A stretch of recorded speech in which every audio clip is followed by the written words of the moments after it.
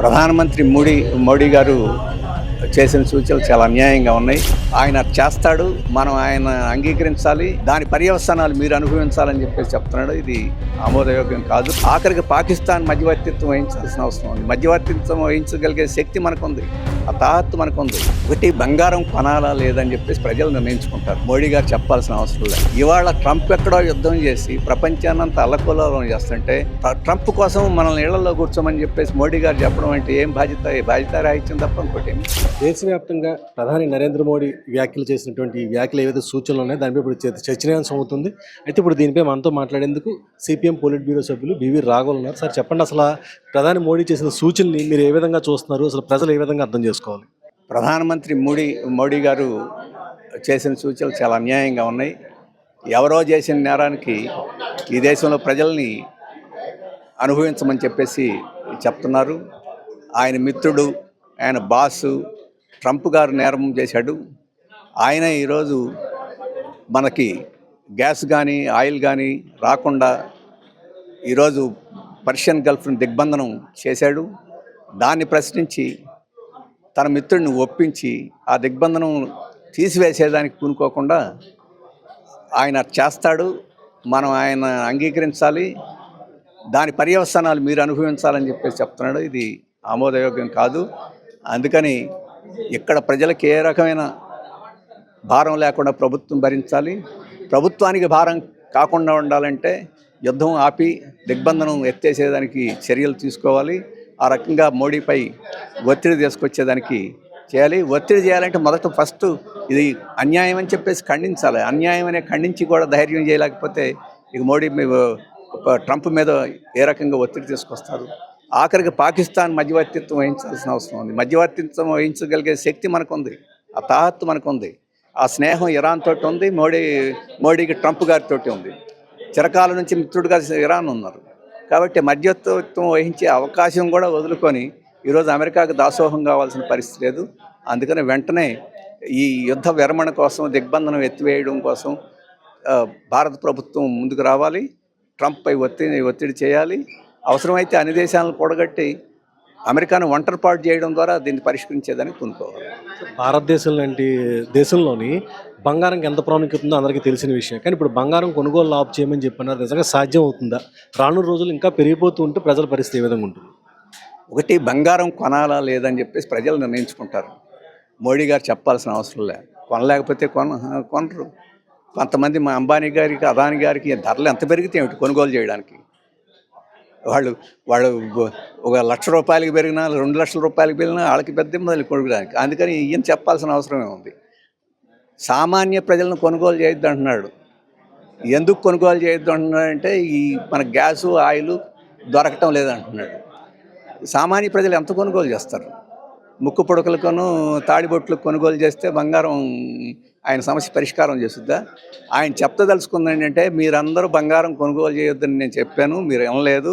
ఈ మధ్యతరగతి వాళ్ళు, పేదవాళ్ళు అసలు దేశం అంటే పట్టించుకోలేదు. ఈ భారాలన్నీ మీరు మొయ్యండి అని చెప్పేసి రేపు పెట్రోల్ డీజిల్ ధరలు పెంచడానికి కోసం సాగుగా, ఒక అలిబీగా ఈ రకమైన ప్రచారం చేస్తున్నారు.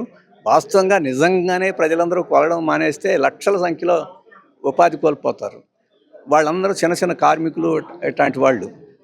వారికి నష్టపరిహారం ఇవ్వమనండి మోడీ గారిని, అప్పుడు ఆలోచించమనండి. ఇవేమీ చేయకుండా ప్రజలకు ఉపదేశం ఇవ్వాల్సిన అవసరం లేదు. ఇప్పుడు డబ్బులు ఉన్నవాళ్ళు మినహాయిస్తే మిగతా ప్రజలు ఎగబడి తిండికి కూడా మానుకొని ఎవరు బంగారం కొనేవాళ్ళు. 5 రాష్ట్రాల ఎన్నికలు జరగకముందంతసేపు కూడా పెట్రోల్ రేట్లు కానీ ఏమి పెరగవని చెప్పేస్తున్నారు. అయిపోయిన తర్వాత ఇప్పుడు పెరుగుతాయన్న సూచనలు ఇస్తున్నారు. దీన్ని బట్టి ఏమర్థం చేసుకోవాలి?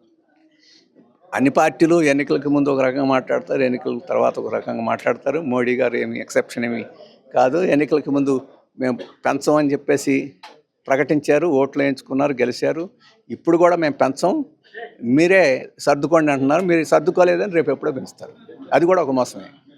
ఈ వర్క్ ఫ్రమ్ హోమ్ ఇవన్నీ కూడా జనాలు మభ్యపెట్టడం అంటారు. కోవిడ్ వచ్చింది, బయటకు రాలేకపోయారు, జబ్బులు ఉన్నాయి కాబట్టి మీరు వర్క్ ఫ్రమ్ హోమ్ అర్థం ఉంటుంది. ఇవాళ ట్రంప్ ఎక్కడో యుద్ధం చేసి ప్రపంచాన్నంతా అల్లకల్లోలం చేస్తుంటే ట్రంప్ కోసం మనల్ని ఇళ్లలో కూర్చోమని చెప్పేసి మోడీ గారు చెప్పడం అంటే ఏం బాధ్యత రాహిత్యం తప్ప ఇంకోటి ఏమి కాదు. ఒకటి, ఈ రకమైన అన్ని పనులు మానేసి అన్ని కొనుగోళ్లు మానేస్తే భారతదేశ ఆర్థిక వ్యవస్థ ఏమిటండి? ఇప్పుడు ఏమంటున్నారు, అన్నీ పొదుపు చేయమంటున్నారు. పొదుపు చేయడం అంటే ఆర్థిక వ్యవస్థ ఏమైపోద్ది? ఇప్పుడు జీడిపి 7.5 నుంచి 6.8 తగ్గించారు. రేపు 6.8 నుంచి 5%, 6% తగ్గిస్తారు. దానివల్ల ఫ్యాక్టరీల్లో పని లేకుండా పోద్ది, నిరుద్యోగం పెరిగిపోద్ది. ఒకవైపు ఏమో ఎంత ఎక్కువగా వినియోగం జరిగితే ఆర్థిక వ్యవస్థ అంత బాగా ఉంటుందని ఒకవైపుని చెప్తుంటారు. ఇప్పుడు మీరు వినియోగం మానేయండి, వాడటం మానేయండి. అంటే రేపు మనం ఆర్థికోత్పత్తి సంపూర్ణంగా పడిపోయి మనం ఉద్యోగాలు కోల్పోయే పరిస్థితి, ఫ్యాక్టరీలు నడవని పరిస్థితి ఈరోజు ఈ ప్రభుత్వమే సృష్టిస్తూ ఉంది. ఎందుకోసం సృష్టిస్తుంది? మన దేశం కోసం కదా, అమెరికా కోసం సృష్టిస్తుంది. అదే మా అభ్యంతరం.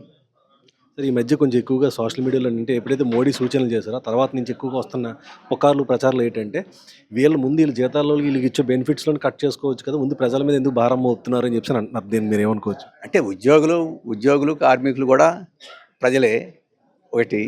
అయితే ఎంత ప్రధానమంత్రి జీతం లేకపోతే ఎమ్మెల్యేల జీతం, ఎంపీల జీతం చాలా ఎక్కువగా ఉంది, దాంట్లో సందేహం లేదు. అటువంటి వాళ్ళు ఆ జీతాల మీద బతికే వాళ్ళు ఏం కాదు. వాళ్ళు దోపిడీ చేసుకుని బతికేవాళ్ళే అత్యధికులు, కొద్దిమంది నిజాయితీ పరులు ఉండొచ్చు. ఇది పెద్ద లెక్క కాదు.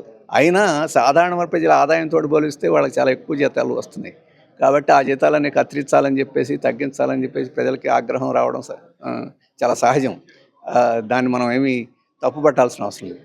నేను చెప్పే పాయింట్ ఏంటంటే వాళ్ళ సంఖ్య అంతా, వాళ్ళ జీతాలు తగ్గిస్తే 140 కోట్ల భారతదేశానికి ఎంత మిగులుద్ది అనేది సమస్య. అది ఈ సమస్యకు పరిష్కారం కాదు. ఈ సమస్యకు పరిష్కారం యుద్ధం ఆగిపోవడం, దిగ్బంధనం చేయడం. దానికోసం కృషి చేయాలి. అప్పుడే మనకి రావాల్సిన పడవలు వస్తాయి. ఈ యుద్ధానికి ముందు $70 ఉన్నది ఒక బ్యారెల్ ఆయిల్ ధర, ఇప్పుడు $120 అయింది. ఇది మీరు ఎంత పొదుపులు చేస్తే ఇంత లోటును భరిస్తారు? అందుకని యుద్ధం ఆగాలి. సో మొత్తం మీద ప్రధాని మోడీ చేసిన సూచనల వల్ల దేశంలో ఉన్న ప్రజలకు తీవ్ర ఇబ్బందులు ఎదురవుతాయి రానున్న రోజులు అనేది స్పష్టంగా చెప్తున్నారు. ఎందుకంటే ఖచ్చితంగా ఇది కూడా ప్రజలంతా ఆలోచించి చేయాలి. అయితే ముందు ప్రధాని మోడీ చేయాల్సింది ఏంటంటే అమెరికా ఏదైతే ఇరాన్పై యుద్ధం చేస్తుందో ఆ యుద్ధాన్ని ఆపేందుకు ప్రధాని మోడీ కృషి చేయాలి, దానికి మధ్యవర్తిత్వం వహించాలని చెప్పి ప్రధానంగా చెప్పడం జరుగుతుంది.